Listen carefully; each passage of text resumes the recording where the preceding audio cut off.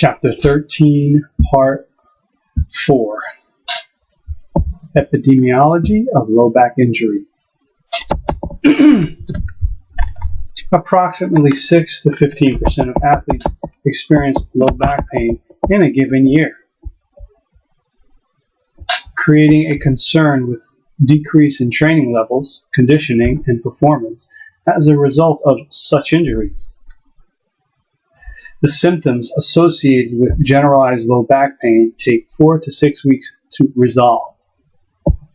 It is important to remember that athletes who suffer one low back injury are significantly more likely to suffer additional low back injuries, further increasing time lost to training and competition.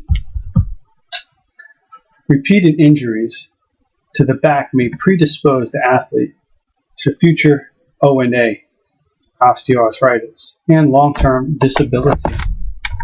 Prevention of the first injury is the most effective means to promote the health and performance of athletes.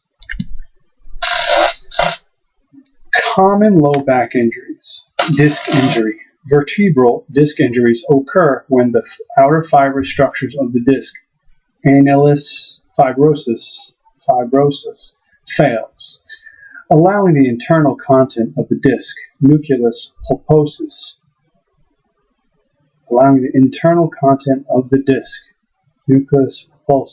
to be extruded and irritate the nerves that extend the spinal cord at the intervertebral foramen. The exact mechanism is generally thought to be due to a combination of motion with compressive loading.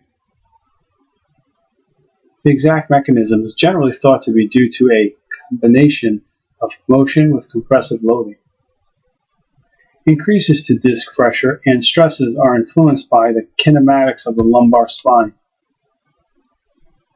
Disc pressure increases the lumbar flexion, excessive forward lean, and decreases in lordosis, low back rounding.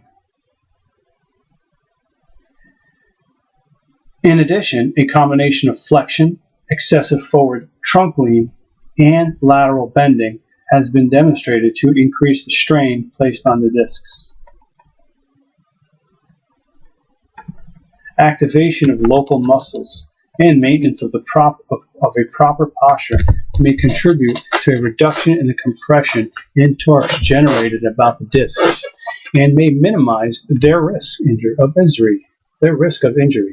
Notably, transverse abdominis and multifidus activation is diminished in patients with low back pain.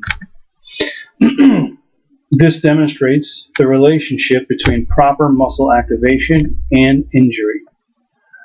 Muscle strain, ligament strain. The ligaments that surround the spine may fail with incorrect technique, dysfunctional posture, or instability of the surrounding musculature, therefore decreasing the ability of local and global stabilizing muscles to produce adequate force can lead to ligamentous injury. The performance of these muscles is determined by the posture of the lumbar spine during functional activities. Without proper posture, the activation and relative moment arm of the muscle fibers is decreased, forcing muscles to generate greater than normal forces. When this occurs, muscles can become overloaded, leading to injury. Sacroiliac joint dysfunction. Page 470, page 480. The sacroiliac joint is subjected to considerable forces as loads are transferred between the trunk and legs. The flat surfaces of the sacrum and ilium make the joint susceptible to sharing forces. If the SI joint stability is not maintained, loads cannot be transferred efficiently between the trunk and legs. This results in abnormal loading and development of pain. Compressive forces across the SI joint contribute to its stability and are provided in part by muscles that cross the joint interfaces. The transverse abdominis and internal oblique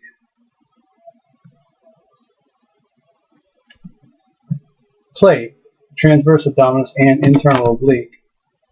a significant role in resisting shear loads across the SI joint and maintaining stability. Therefore, proper execution of an abdominal drawing-in maneuver during performance should enhance the stability of the SI joint and efficient transfer of forces. Exercise, low back pain injury prevention. Exercise is an important component to treating and preventing nonspecific low back pain. Studies have concluded that strengthening exercises targeting the lumbar spine, lower limbs, and abdominal muscles were successful to decrease pain and improve function. A separate meta-analysis indicated the most effective program consists of a supervised, individually designed set of stretching and strengthening exercises. Therefore, a low back injury prevention program.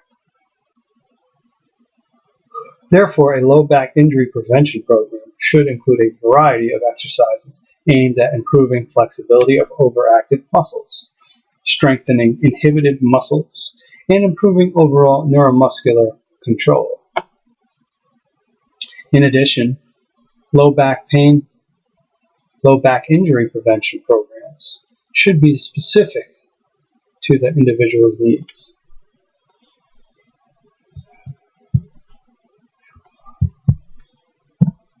Epidemiology of shoulder pain.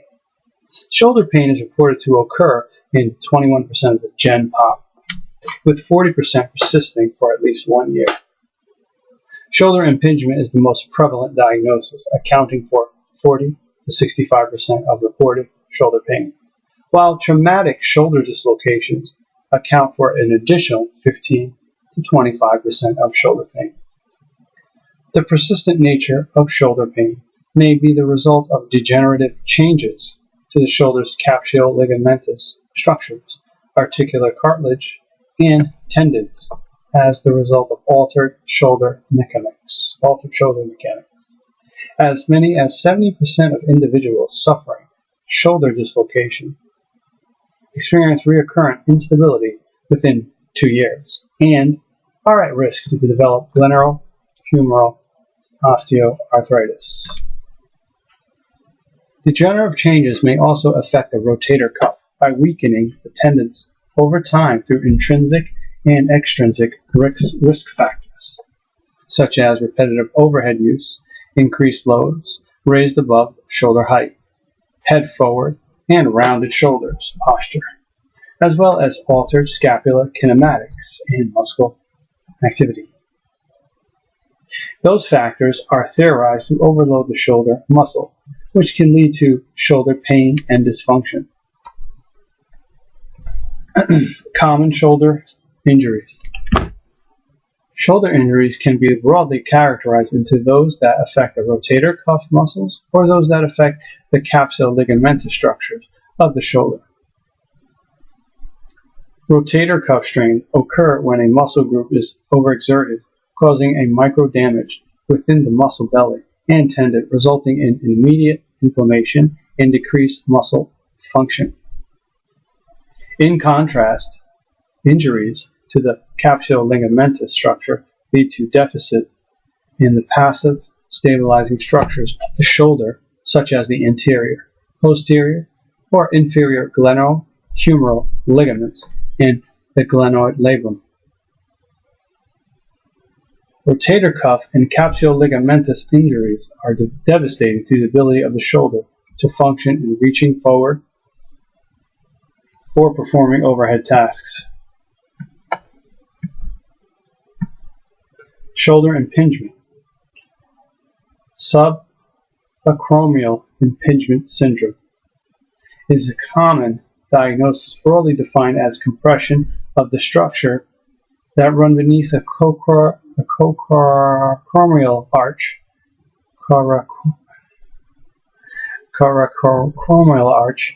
The impingement structure include the supraspinatus and infraspinatus tendons,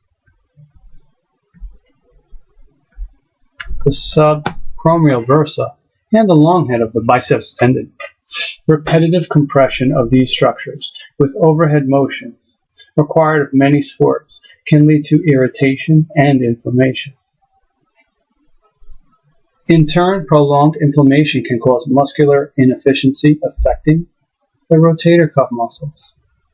SAIS may be the result of bony deformation of the acromion, underlying rotator cuff weakness, shoulder instability, or scapular dyskinesis.